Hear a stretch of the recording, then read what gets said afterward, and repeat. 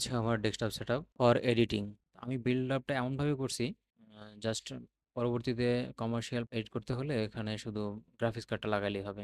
বাজারে যে গ্রাফিক্স কার্ডগুলো দেখলাম অসম, এটা সবগুলোর সাথে একটা কুলিং সিস্টেম থাকে। এই ডেস্কটপ দিয়ে আমার নিজের করা যে ভিডিওগুলো নিজে নিজে এডিট করা যাবে। আমার এই পিসি সেটআপটা কেমন হলো সবাই কমেন্টস